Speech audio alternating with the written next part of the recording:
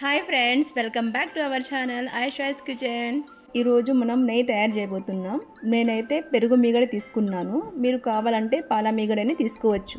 ఇప్పుడు ఒక juicer jar తీసుకొని మీగడ వేసి దాంట్లో కొన్ని కూల్ వాటర్ యాడ్ చేసి బాగా గ్రైండ్ అయిన తర్వాత కూల్ వాటర్ తీసుకొని వెన్నని వేసి బాగా కడిగి ముద్దలాగా చేసుకొని నెయ్యి కాంచే గిన్నెలోకి తీసుకోవాలి.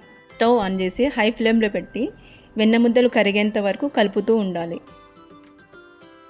చాలామంది మన వీడియో చూస్తున్నారు కానీ లైక్ చేయట్లేదు. Please like, share, subscribe. ఇప్పుడు లో ఫ్లేమ్లో పెట్టి నెయ్యి అయ్యేంత వరకు కలుపుతూ ఉండాలి.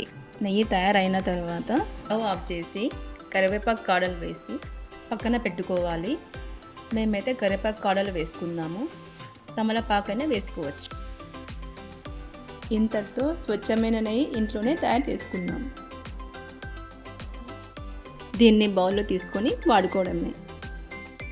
ఈ వీడియో మీకు నచ్చినట్లయితే లైక్, షేర్, సబ్స్క్రైబ్ చేయండి. Thank you.